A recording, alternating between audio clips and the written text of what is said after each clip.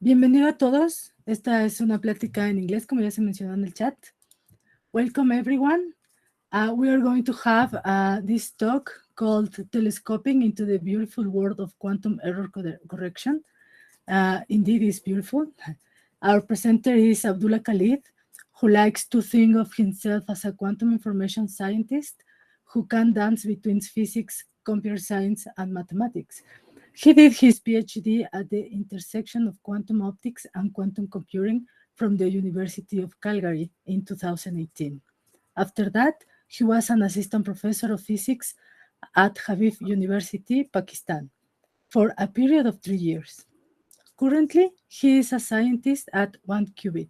He is also writing a book on quantum error correction and fault-tolerant quantum computing. In his spare time, he loves to play tabla.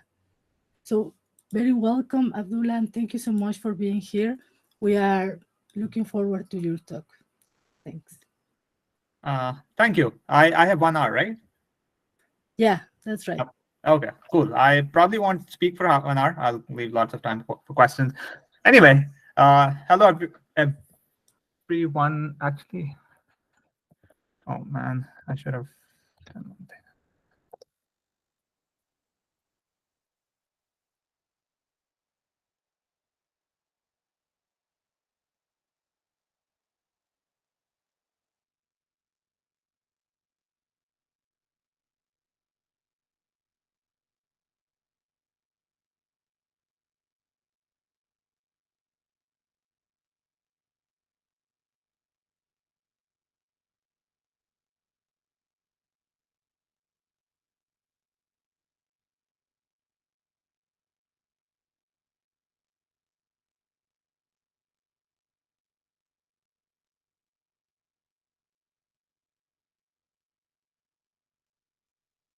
Hi, Abdullah. I'm sorry to interrupt. We cannot hear you anymore.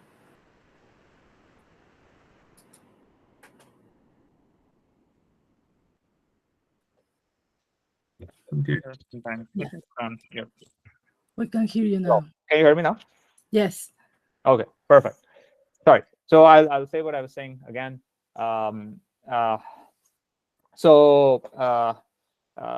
If you want to ask questions, please do ask them in the chat and ask them at any time. I can see the chat. So, I'll try to answer the questions during the talk rather than after, so it's, people don't remain confused. Also,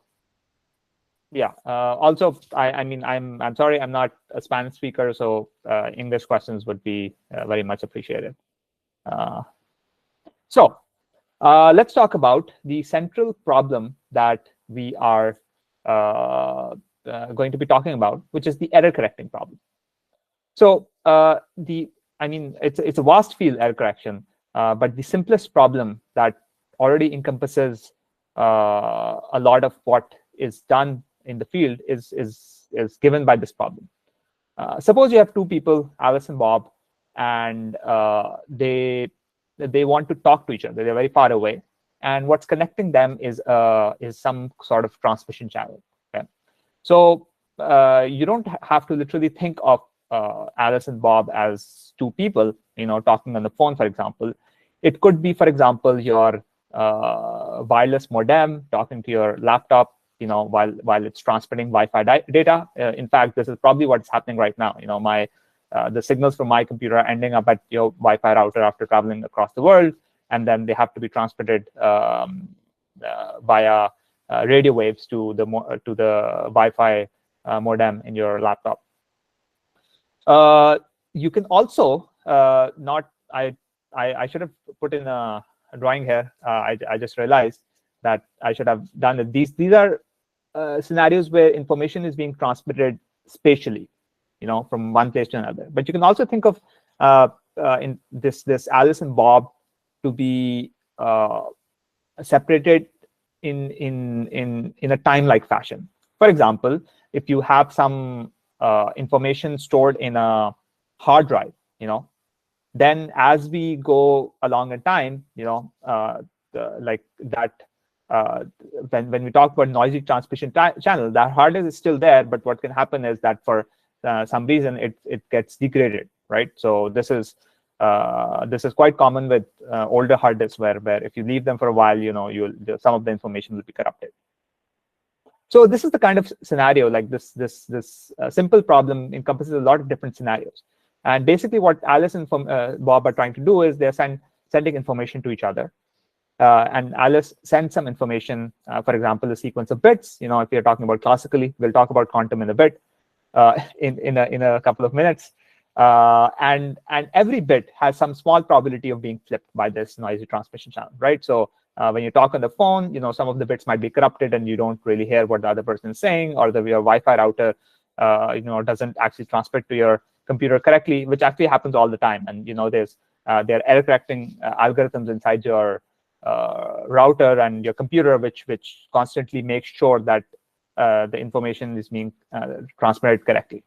Or even your modern hard disks have these software inside them that are constantly checking to see if while they're plugged in, if there's any data corruption and how to work how to work things around it. So they retire, for example, bad sectors and whatnot. So all of these things is happening. And so what Bob gets on the other end is some corrupted information where perhaps some of the bits are flipped. So the question is, how can we reduce the impact of errors on during this transmission, right? So how do we ensure that Bob receives the correct message, at least with higher probability than if you just naively send this information through? So what clever things can you do? So the simplest example of this, while you're talking on the phone, you already know what you do. If the phone line is bad and the other person is not really listening to you or hearing correctly what you're saying, what you do is you repeat yourself several times, right? You say the thing again and again to make sure that they hear it correctly. So the simplest example of solving this problem is called the repetition code, right? Where what Alice does is, for example, Alice wants to send these 3 bits of information, 0, 1, 0. So what she does is she encodes each 0 as a sequence of 3 zeros, right? Just repeats it 3 times, and each 1 is a sequence of 3 ones. And then she sends that. So what happens is when this goes through the noisy transmission channel is that some of the bits might get flipped. For example, the first one got flipped, and then this guy got flipped. But what Bob is going to do, the easy thing Bob can do is just what is the majority of each batch of 3, right? So he'll look at the majority of the first 3, which is obviously 0. The majority of the next 3 is 1, and then 0. So he actually recovered 0, 1, 0, which is what Alice intended to send. So this is the simplest example, and of a code which does the job for us. It's not actually the best thing you can do. It's actually quite inefficient because you have to encode one message bit or logical bit into 3 data bits, right?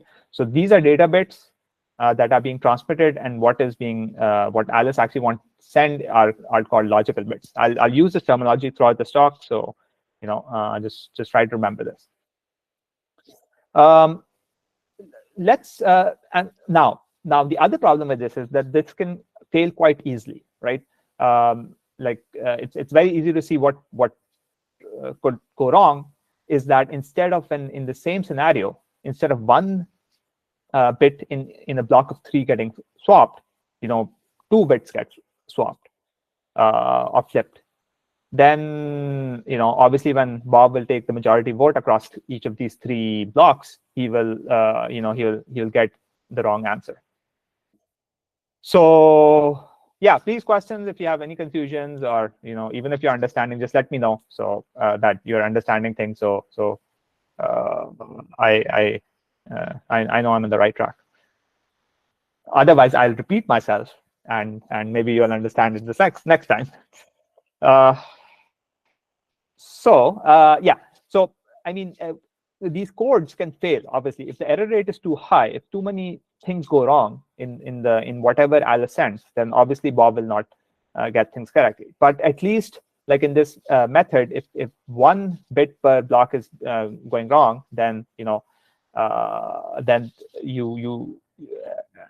Alice is able to correctly transmit information to Bob. Okay, a good way of visualizing these codes is why this is true is to just draw kind of a diagram. So here we have 0, 0, 0 and 1, 1, 1, right? These are the bits that Alice actually or sequence of bits that Alice actually sends, and everything else, all of the other strings here, are what can go wrong when an error occurs. So, for example, if Alice sends 000 and the first bit gets flipped, like it's 100. If the second bit then gets flipped from here, that's 110, and then if the third bit gets flipped, that's 111, right? So you can see that there are 8 things here, right? 8 strings here. 2 of them are 000 and 111, what Alice wants to send. And the 3 closest ones to this 000 are the ones which are 1 bit flip away, right? So in this one, the first bit is getting flipped. In this one, 1 bit is getting flipped. In this one, 1 bit is getting flipped. And in the 111 case, this guy, and this guy are 1 bit flip away. But then if you look at this guy, for example, and then this guy, this is 2 bit flips away, right, from 000. And what we're really saying about the repetition code is that you can correct things which are close in distance to these guys, right? So if you're 1 bit flip away, you will correct things correctly, right? Bob will recover the correct message. But if they are 2 bit flips away, then Bob will not get the right thing, and he will right. So if there are 2 bit flips here away, and this is what Bob receives, then he will incorrectly go here instead of over here, right? Because Bob will say, oh, what is the closest 000, 111 sequence from where I am in this diagram? So that's another visual way of visualizing this. Thanks, Daniel. Let's now look at the quantum version of this code. Okay, so in the quantum version of this problem, what will happen is that Alice has some sort of message source, and the message that she intends to send is some wave function, some quantum state psi k, right, over k qubit, right? So you can think of this as a k qubit state that she sends 1 qubit at a time, goes through this channel and comes out on the other end. And what Bob will end up receiving is the psi tilde, which is an error-prone version of what Alice sent, right? And what can these errors be? Well, the simplest errors can be that the channel, the transmission channel in here is doing like a poly flip, poly X, poly Y, poly Z, right? So you can imagine that if there were some zeros here and an X gate occurred here, then you will get a 1 state here. If instead you have some 1 state here and a Z gate occurs, then you get a -1 over here, which obviously destroys the state. But obviously you don't need to just have a poly error. You can have some arbitrary rotations in the blocks affair, right? So the channel, what it does is that whatever state comes in, for every qubit it just rotates it somehow in the blocks affair by some random amount. You can obviously imagine that you don't have 1 qubit errors. You can also have 2 qubit errors that are correlated in some way. So for example, if Alice sends 2 qubits through this channel, what can happen is both of them simultaneously get the X gate, right?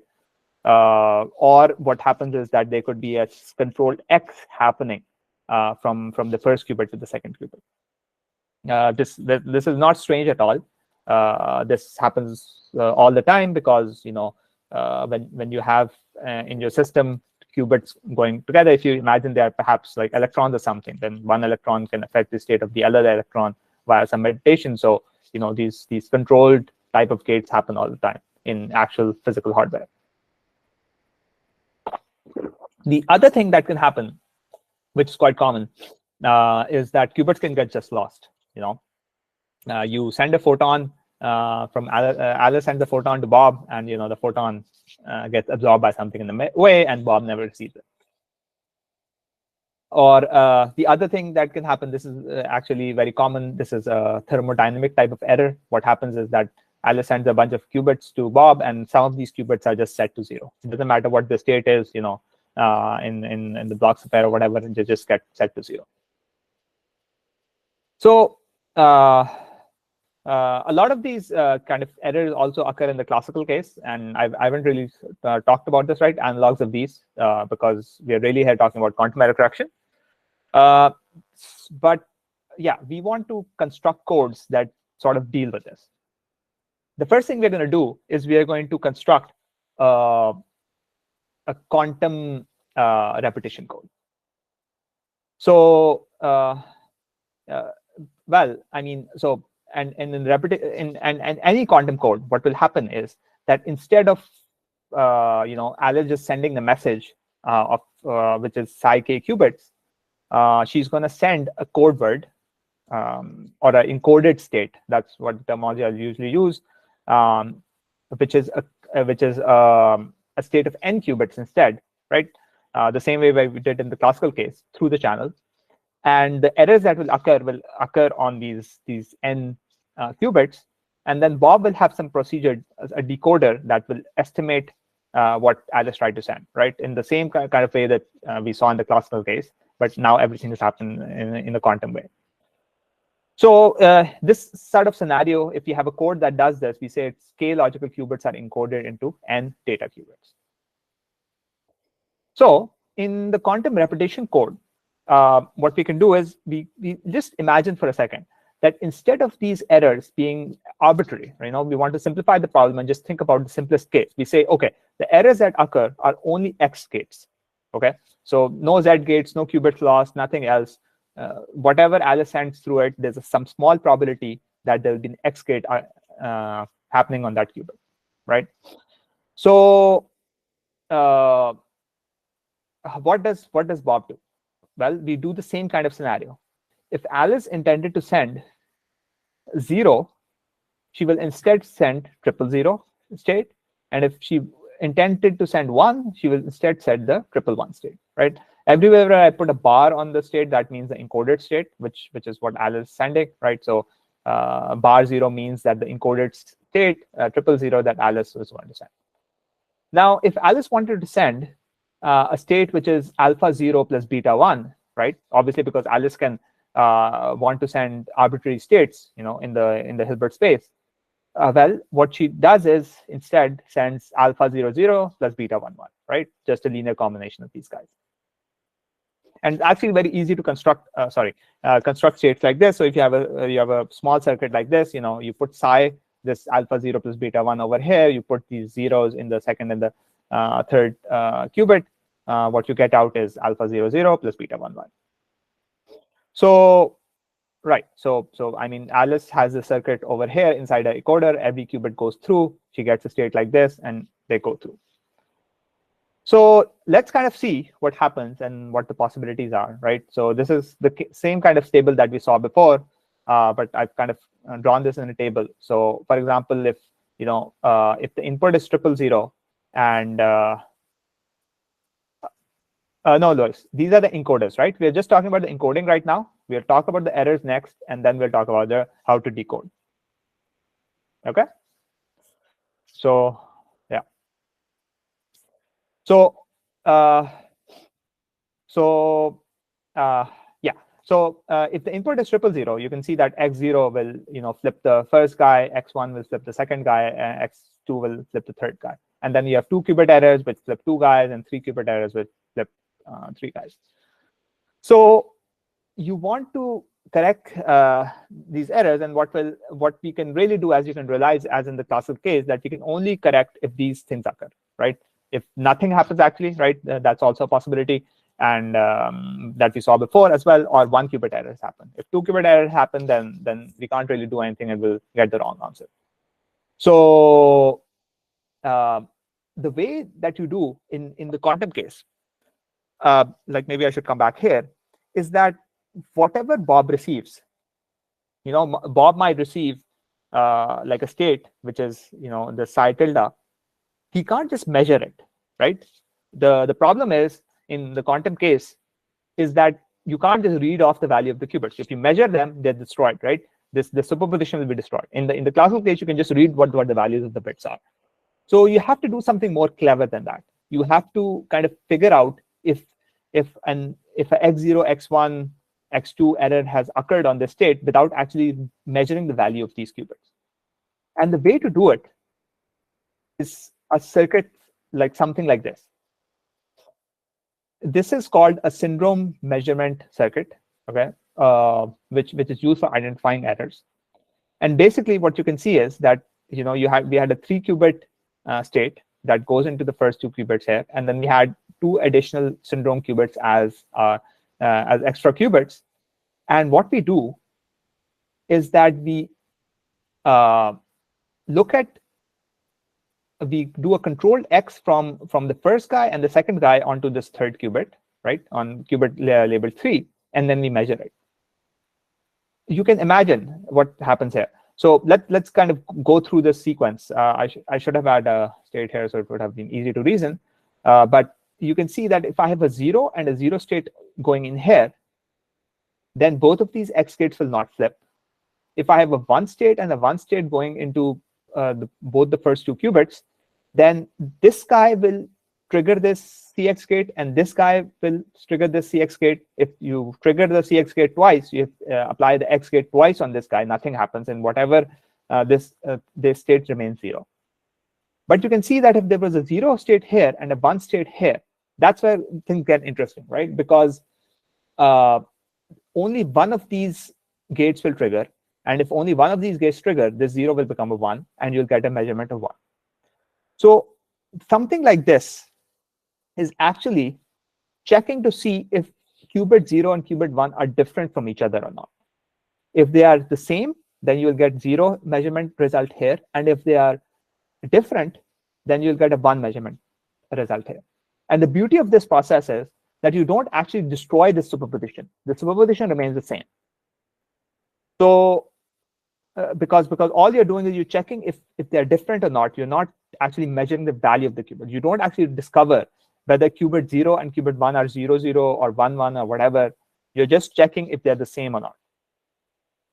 So if you do this for both the first 2 guys and the second and the third guy, right, you will infer where the error could be. If, for example, both of them are measurement outcomes are 0, then there is no error. But if, for example, you discover that this guy is 1, which means that these 2 guys are different, but these 2 guys are the same, right? So these 2 guys are the same, but these 2 guys are different. That means that it must be an X2 error, right? Which is occurring. It's the last guy which is triggering this control X gate, which causes this measurement. Similarly, you can reason your way through and realize that if you get 1, 0 as your measurement outcomes, then it's X0 was probably the error that occurred.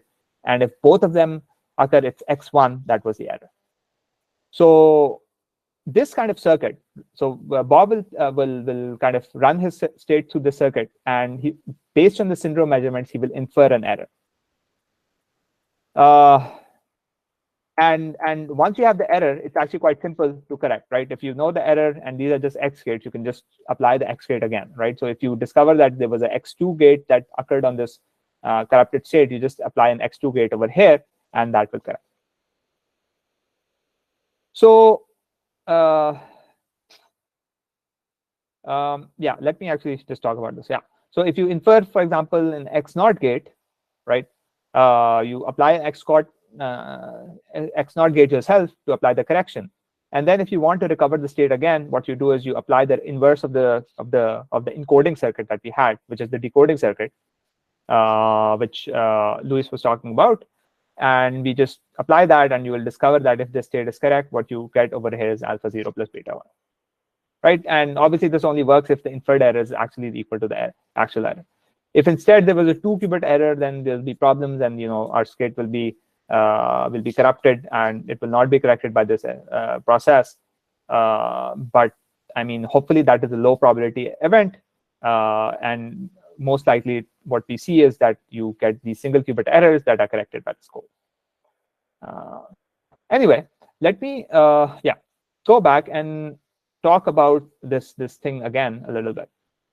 So this syndrome measurement circuit that I just showed you to identify where the errors are.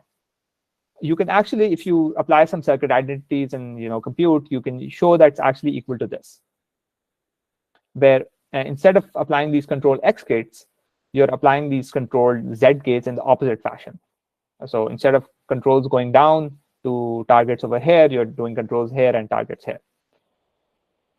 And this is actually the picture that we use more commonly and when we're talking about these things, because actually there's a stabilizer formalism that I don't really have time to go over, which says that if you look at the set of these guys, where ZZI, look at this guy, ZZI, right? We're applying ZZ and then identity gate on the last one, or IZZ, which is IZZ over here, which is this guy, and then the third guy, which is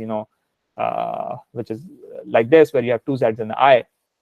What is special about these guys or these operators is that when you apply them on your encoded state, you get them back, right? ZZI on 000 is 000, and ZZI on 111 is also still 111. And if you think about it, these are the only poly gates or poly operators that act in this fashion. If you take any other poly operator and you try to apply them on your encoded state, you will get a minus sign, or you will flip these guys over. You'll make 0 into one of the zeros will turn into a 1 or something like that.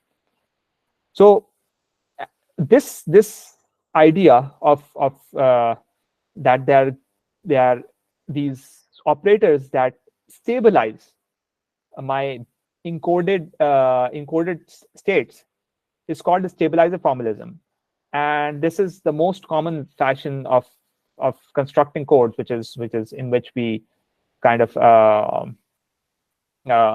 which is also called stabilizer error correcting codes. And they work in this fashion where you just read off some of these guys and you use them to construct the syndrome measurement circuit, like something like this. Now we figured out how to do X errors, but we can also construct equivalently a quantum repetition code for Z errors. So what we want to do is instead, perhaps instead of like in this scenario, instead of the error being X error, we instead have a Z error occurring every time. Now, if Alice and Bob want to protect their qubits from Z errors, what they do is that instead of encoding them as 000 and 111, they encode Alice encodes 0 as a triple plus and a 1 as a triple minus. And you can use a circuit like this to do that. Okay. And similarly, you get error scenarios like this, where you get, if you remember that a Z gate flips a plus to a minus and minus to a plus. So you will get a scenario like this, which is completely analogous to the previous case. And we have, for example, like the stabilizer formalism for this as well, where instead of Z gates, now we have X gates. So it's actually inverse. If your errors are Z, then your stabilizers actually have all X's in them. And if you have X errors, then you have stabilizers which are Z. And this kind of lesson continues throughout because of this complementarity of these X and Z's. So you have something like this as well. And you can construct your syndrome error table as well to identify where errors are. And but this is just to help you understand that you can construct a code that can correct for Z errors. Okay.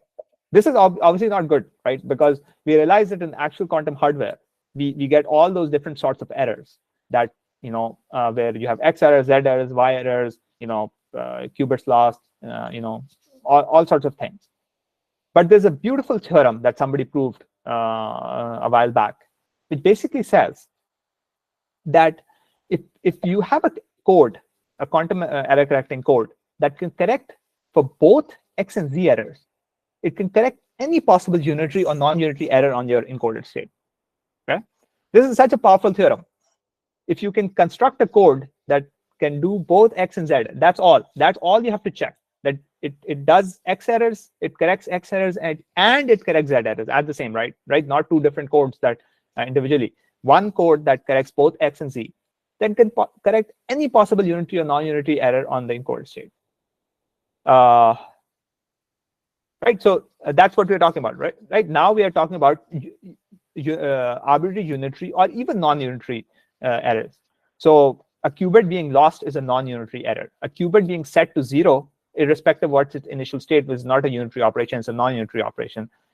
And your code, if you can design a code that does that, that's going to be a that's basically going to be, if you can design code that does both X and Z, then we'll be able to do that. So let's try to construct such a code, and we will again, for this purpose, return to classical codes, because as it will happen, if you get into this field, you will realize that a lot of these codes are designed by first looking at classical codes and then designing the analogous quantum code. So one of the earliest codes that were designed were designed by Richard Hamming. He in perhaps like the 50s or 60s, something like that, and he which is now called the Hamming code, in which you take 4 logical bits and encode them into 7 data bits. Right? These are classical. This is classical codes. Bits are getting encoded into bits. So how do you put 4 into 7? So the way it works is that, suppose that this is what Alice wants to send, right? M1 through M4. What she does is she sends M1 through M4, but then she adds some parity bits to the end. 3 parity bits. And what are parity bits? A good way of seeing this is to kind of construct this Venn diagram kind of scenario, type of diagram. Where what you do is you put M1, M2, M3, M4 in all the intersections. And then what you do is, for example, P2 is just the sum of these guys modular 2, right? So for example, we can see the example here that if M1, M4, and M3 are 1, 1, 0, then 1 plus 1 is 2, plus 0 is obviously 2 still. So 2 modulo 2 is 0. So actually, P2 is 0. Similarly, P1 is the sum of these guys modulo 2, and P3 is the sum of these guys modulo 2. So we can compute this as well. Again, you see 1 plus 1 plus 0 is 2. 2 mod 2 is 0. But over here, we see 0 plus 1 plus 0 is 1. 1 mod 2 is obviously 1. So what you end up getting is that what Alice sends is, if she wants to send 1001, this is the message she wants to send. She sends 1001 and then adds these parity bits 0, right? So it's P1, P2, P3. So it's 0, 0, 1 over here that goes. So how does this work in terms of error correction? We can think about this. So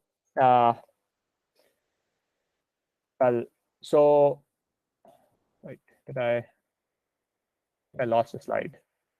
Oh no. Well, we can just do it over here.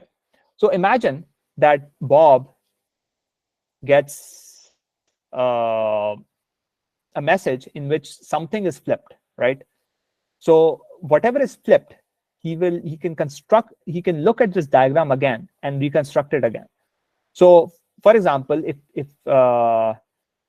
he gets, if for example, like this this guy, the third guy over here, the second 0 over here gets flipped, right?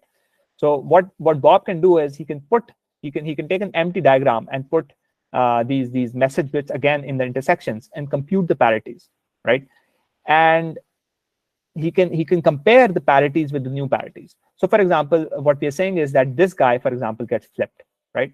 If it gets flipped, when Bob will compute 1 plus 1 plus 1, he will get a 1, which will be different from the 0 that Alice sent, and which will tell him that this is where the error occurred, because well, he will also see that this guy is that flipped 0 plus 1 plus 1, which is 0, which is different from what Alice sent. So because this parity and this parity are different, then he can tell something like this is different.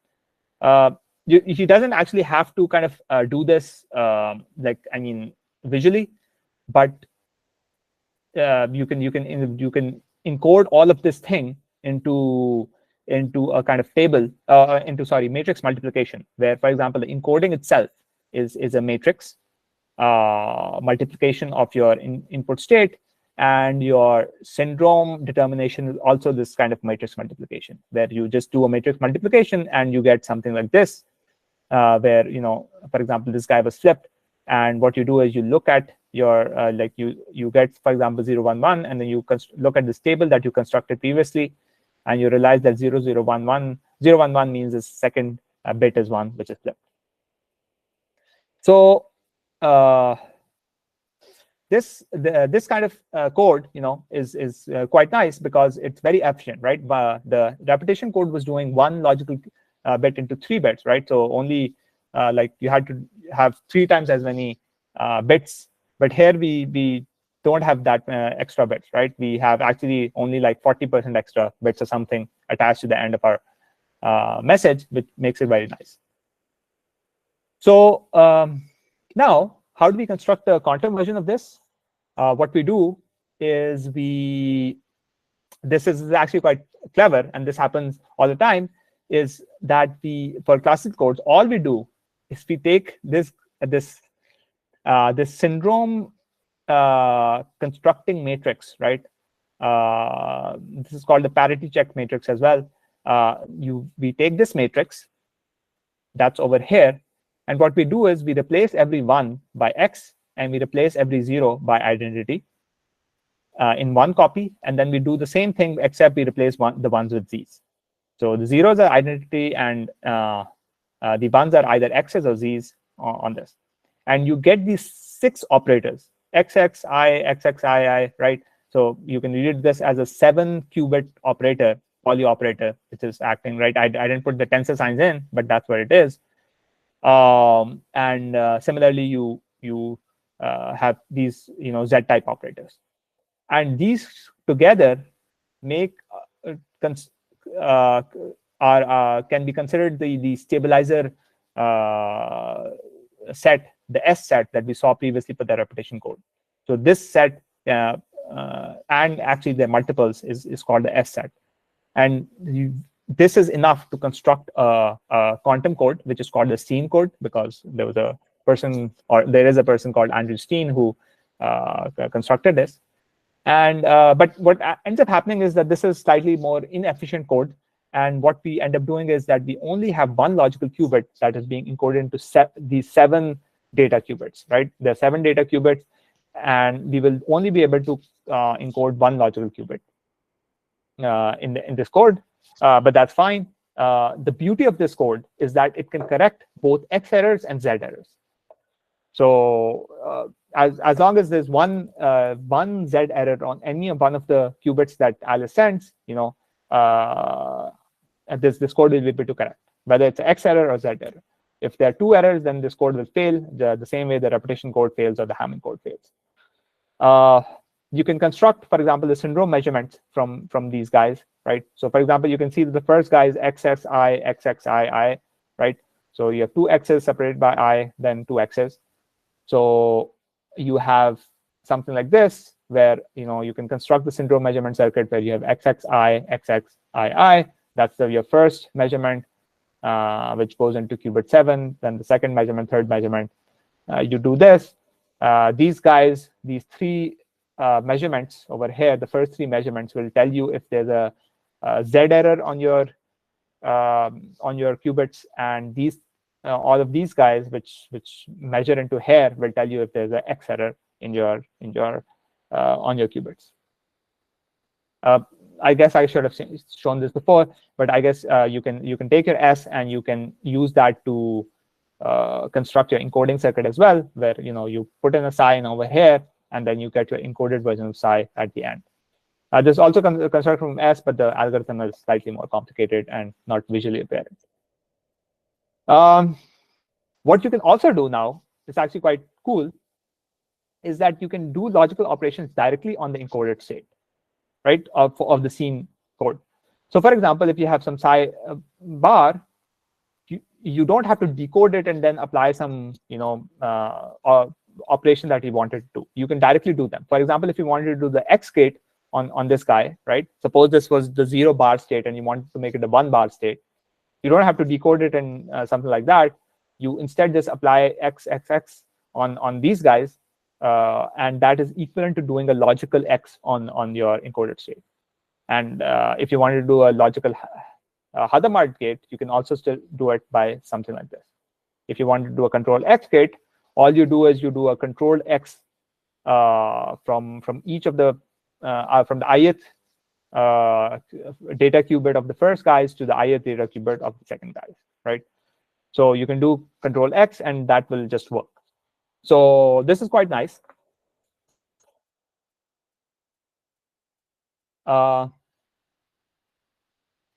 Finally, so that was all quantum error correction codes. Now let me talk about a slightly different problem, just to kind of finish off this conversation, is the notion of fault-tolerant quantum computing problem. So suppose this is a different problem, right? So we talked about the Alice and Bob problem, but this is a problem where you have some hardware, some quantum computer, which is noisy, right? All quantum hardware is actually noisy, right? Because qubits are so fragile, so there's always some sort of noise that is occurring in your qubit in your hardware, which is, if you try to run an algorithm on it, it causes some problems. So, but suppose you have some algorithm that you want to run. How do you run it? And again, we can depend on quantum error correcting codes and on this notion of fault-tolerant quantum computing to do this. The way you do it, and this is quite a nice scheme, is that you for example, this is a 2-qubit circuit. So you take your, for example, if you are trying to do this using the Steen code, you take your data qubits and your syndrome qubits. There were 7 of them for the Steen code and 6 syndrome qubits. Similarly, so you have like 7, 6, 7, 6 of these qubits. I'm just drawing one line to show all of them. What you do is you encode your data cube, like if these are 0 initially, you encode them into your logical state. So that's the first operation here, right? You always start with zeros in your quantum algorithms. You immediately do some syndrome measurements and you correct any errors that you see. Then you apply these logical Hadamards that we just saw, right? You apply them over here. Then you do syndrome measurements. You do correct errors. Then you apply your X gate, which is this guy, and then you keep going on and so forth, right? So each of these you can do. I've shown you all of how to do each step. You kind of keep doing this, where you constantly just at every time step you do a syndrome measurement and you correct, syndrome measurement, correct, syndrome measurement, correct. And if you keep doing that, you will with the right kind of code. I'm hiding a lot of details because I understand a lot of you are new to this. You are actually able to do run your algorithm and get the right result with very high probability, despite the noise that is occurring on your qubits. So yeah, that's all. Just the key kind of takeaways from this is that from this talk is that you can quantum error correction can be used to correct errors both during transmission and computation. You can use classical codes to construct quantum codes, and you can do logical operations directly on your encoded quantum states. So these are the things you should remember, and this is a kind of a very vast field that I gave a very short introduction to, just some basic methods in it. If you get into it, you can spend a whole lifetime. Yeah, thank you very much. And if there are any questions, I will be happy to take them now. Oh, thanks for the clapping, guys. Okay, Louis has a long question. Yes. Okay, imagine an atom applying a poly Z. We know that the relative position of the electron applying polys. We have an initial state saving this value. We got a difference range in the plane that maybe could be translated to error. So basically, I just write here E is included in the range ZX X, and the idea is to range decomposition approximation of error XE clearly is his. I mean, I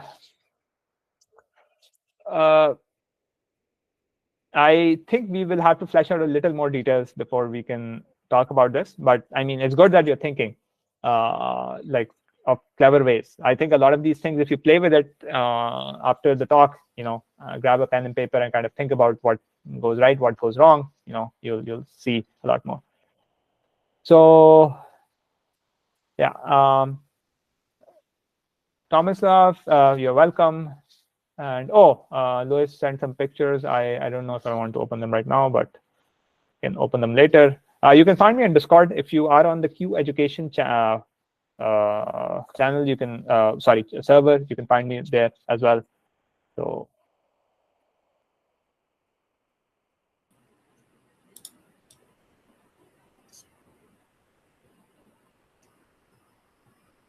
Mariana, you're very welcome.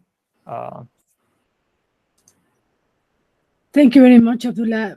Please drop your questions, or maybe if you want to raise your hand, it's also a possibility. We can if somebody wants to speak up, I guess Claudia can let them unmute them. But if not, maybe I went over everyone's heads. It is also, I mean, maybe not that good.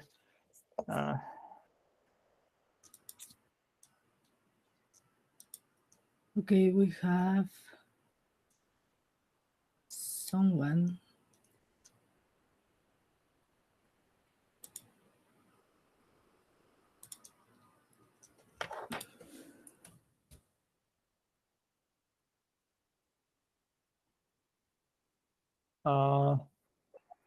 Javier Rodriguez.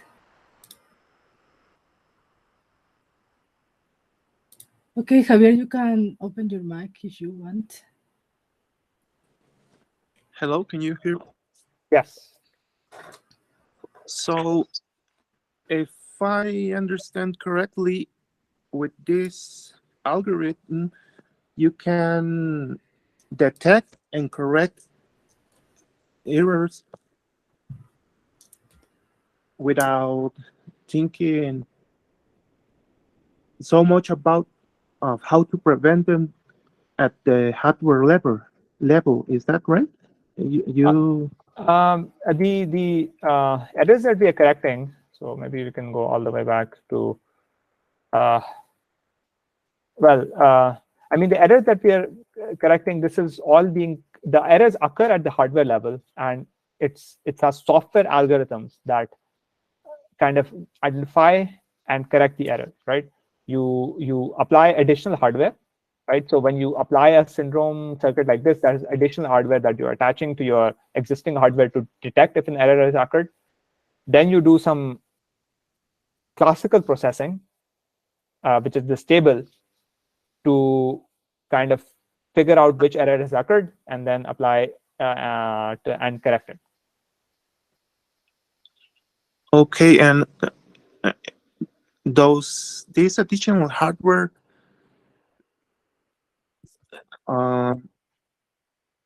need to have a longer coherence period in your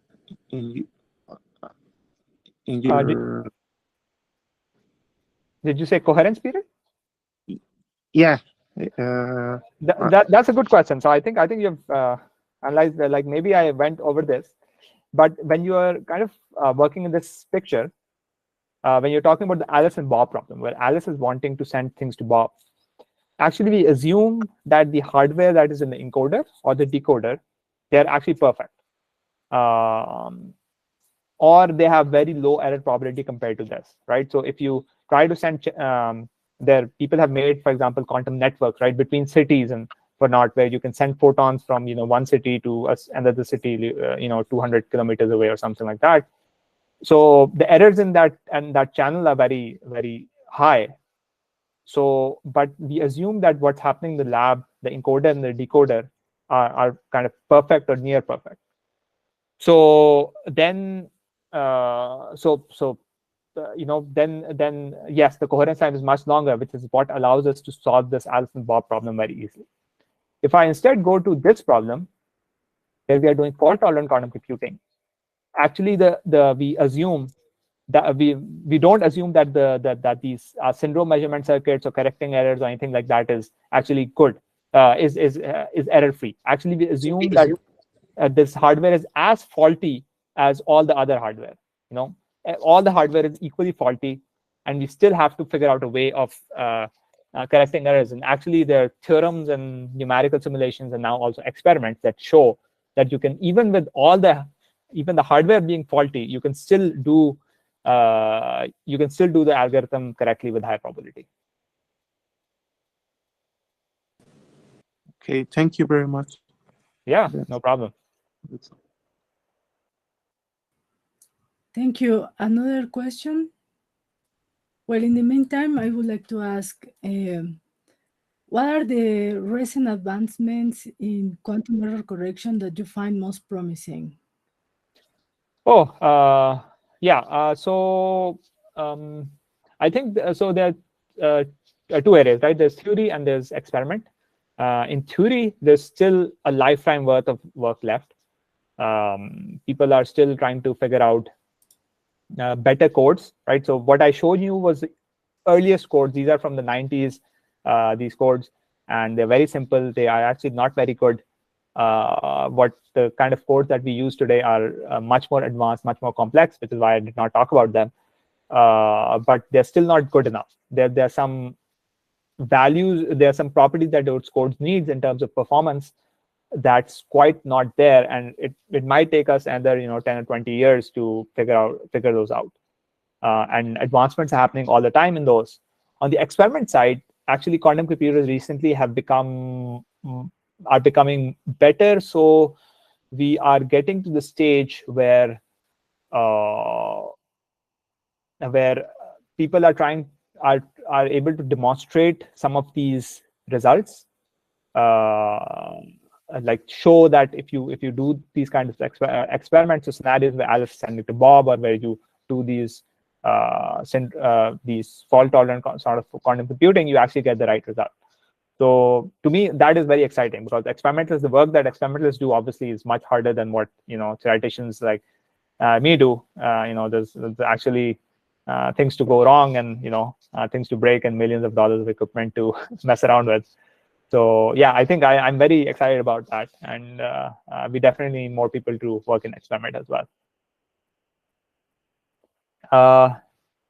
Mariana has a question. Do you have some other info or links to some more into this? Well, there's a whole number of books and whatnot that people are working on, and people have published on this. As Claudia mentioned at the start, that I am also writing a book. A draft of this book is available here. I actually also teach a workshop as part of QWorld based on this book, and I'll hopefully try to do that sometime early next week. Next year. Sorry, and I'm sure, like, if you stay connected to QWorld kind of activity, you'll see the notification for it, and you can join that. So Leon has question: how could be the physical hardware to transmit qubits due to the low temperature that okay, so maybe I'll rephrase the question. So you have correctly identified that a lot of qubits that occur in practice actually need a lot of low temperatures, right? So when you're doing quantum computing, if you have, for example, ion traps for your computing, or superconducting qubits for your qubits, those all require you to cool down your system very low. And then the question is, how do you transmit those super cool down, like 100 Kelvin qubits to someplace else?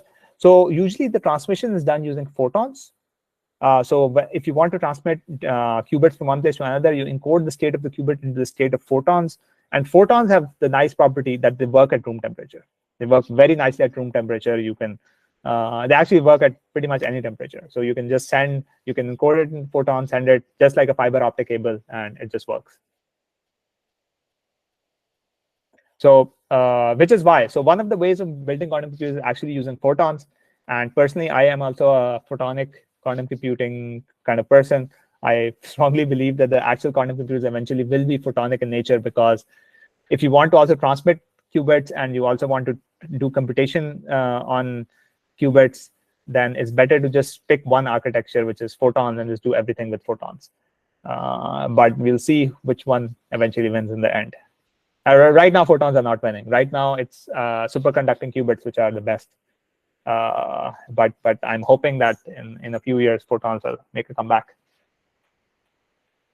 It's like a race. People are building these quantum computers with all these different sorts of technologies, and at one point, ion traps were really good. Then people thought photons would be the thing, and they spent like a lot of time doing photons. Then somebody invented superconducting qubits, and now superconducting qubits are winning. So it's a continuous race, and we actually don't know which one will win when we eventually build the right sort of quantum computer. I see that we don't have any questions, Claudia. Maybe we can stop them. Yeah, thank you so much for your talk. Very interesting. And thank you so much for your time. You're welcome. Well, yeah, we are going to stop the recording. Also, we are going to share the attendance code